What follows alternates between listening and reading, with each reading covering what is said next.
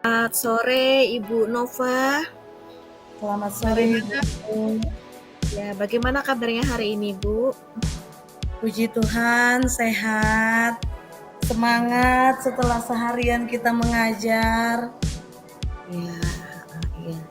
Iya, maksud saya mengadakan komunikasi kembali dengan Ibu ini, kita mau mengadakan tindak lanjut kegiatan kita supervisi tadi pagi ya, Bu, ya? Iya, nah jadi tujuan diadakannya refleksi kita ini hari ini, maksud saya supaya kita bersama-sama bisa meningkatkan profesionalitas kita sebagai guru dalam mengajar ya, Bu, ya. Nah, Baik. dari hasil supervisi saya tadi pagi, kira-kira nih menurut Ibu, gitu kan, ada nggak sih kendalanya dalam Ibu mengajar? Iya, terima kasih Ibu. Saya juga bersyukur kita adakan pertemuan ini, jadi saya juga tahu sejauh mana kemampuan saya. Jadi ya kalau kendala itu ya pasti ada Bu, apalagi saya itu kan jadwalnya itu mata pelajaran IPS itu di siang hari, jam-jam ngantuk Bu. Jadi kalau kita memang tidak mengemas kegiatan pembelajaran kita semenarik mungkin, maka anak-anak tidak akan tertarik atau tidak akan bersemangat untuk mengikuti kegiatan pembelajaran. Nah, kendalanya adalah ya memang terkadang saya tidak punya cukup banyak teknik pembelajaran yang menarik, sehingga anak-anak itu kadang memang nggak semangat Bu mengikuti pembelajaran itu. Itu sih kendala utama saya kalau kegiatan pembelajaran saya berlangsungnya itu siang, di jam-jam rawan ngantuk lah ya Bu ya.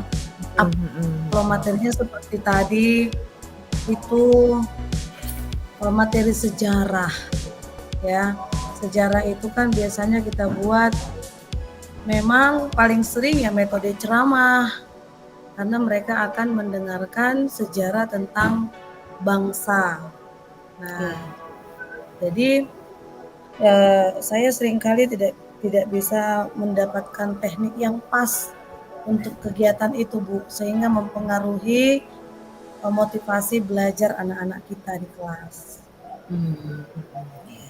Nah, dari yang Ibu sampaikan tadi, dengan adanya kendala karena jam pelajaran siang, kemudian membuat anak-anak mengantuk, kira-kira ada nggak sih Bu metode lain yang akan Ibu terapkan supaya memotivasi siswa tersebut bisa mengikuti pelajaran Ibu dengan baik? Ya, baik. Jadi masih ada terpikir untuk mencari berbagai teknik pembelajaran, Bu. Ya, ada beberapa pengalaman di mana teman-teman teman-teman sekomunitas saya ya, yang artinya yang sama-sama mengajar IPS. Kebetulan kita sama-sama satu PPG. Kita banyak sharing juga sih Bu di komunitas belajar itu. Ya, jadi mereka membantu saya, kadang saya juga membantu mereka untuk teknik pembelajaran ini. Nah, kadang kalau saya kewalahan atau punya masalah tentang bagaimana mengajar di kelas, biasanya saya sampaikan kepada mereka. Nah, jalan keluarnya sepertinya salah satu alternatif yang mereka sampaikan itu adalah memang variasi teknik pembelajaran. Beberapa mereka memberikan contoh apa yang mereka jalankan di kelas dan seberapa besar keberhasilan yang mereka rasakan dengan teknik pembelajaran yang mereka lakukan itu. Mungkin saya akan mengumpulkan teknik-teknik yang dilakukan teman saya itu Bu untuk saya terapkan di kelas saya pada kegiatan pembelajaran yang akan datang. Jadi rasanya baru mengumpulkan gitu ya Bu ya. Ada kira-kira yang sudah Ibu dapatkan dari rekan-rekan komunitas Ibu itu yang mulai sekarang akan Ibu laksanakan? Kira-kira yang di bagian mananya kah? Ataukah Ibu akan memberikan variasi, tidak monoton dengan kegiatan pembelajaran yang kemarin, begitu Bu? Ya memang sebelumnya ada beberapa teknik yang saya terapkan. Jadi memang kalau IPS ini Bu, dan mungkin mata pelajaran yang lain juga tergantung materi ya, tergantung materi. Kalau misalnya materi itu teknik itu cocok dengan materinya, maka anak-anak akan bersemangat mengikutinya. Jadi kalau teman-teman saya itu memberikan teknik yang berkaitan dengan materi ini, materi yang saya sampaikan ini, atau materi yang akan saya sampaikan ke depan lagi, mungkin saya akan ambil aja, coba ya ATM, ambil, tiru, modifikasi untuk bisa diterapkan di kelas saya dari teknik yang digunakan oleh teman-teman saya. Nah, menurut Ibu sendiri, kira-kira dengan penerapan itu tadi, sejauh mana sih keberhasilan untuk menciptakan atau memotivasi siswa dalam kegiatan KBM Ibu di kelas? Ya tergantung bagaimana, ya itu kembali kepada materinya Bu. Kalau memang teknik itu sesuai dengan dibawakan dengan materinya, ya itu sangat memotivasi anak ya. Kalau yang pernah saya jalankan contohnya peristiwa proklamasi, anak-anak semangat kalau itu kita lakukan dengan teknik role playing. Jadi mereka bermain drama, memerankan peristiwa proklamasi, memerankan peristiwa perumusan teks proklamasi, sehingga kegiatan itu seperti seolah-olah mereka berada memang pada zaman proklamasi itu dan mereka tertarik.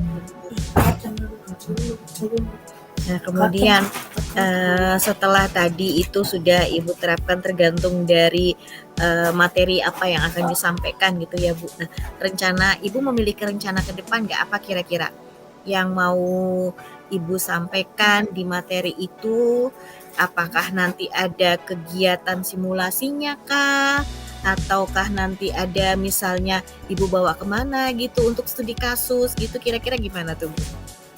Ya, mungkin nanti saya akan diskusi lagi dengan komunitas belajar saya itu Bu ya, bagaimana pengalaman mereka, lalu saya akan sampaikan case yang saya alami.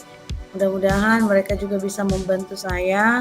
Selain dengan teknik pembelajaran yang saya miliki, saya akan kolaborasikan dengan teknik yang pernah dilakukan oleh teman-teman saya itu. Mudah-mudahan itu bisa memotivasi anak-anak kita untuk belajar di kelas.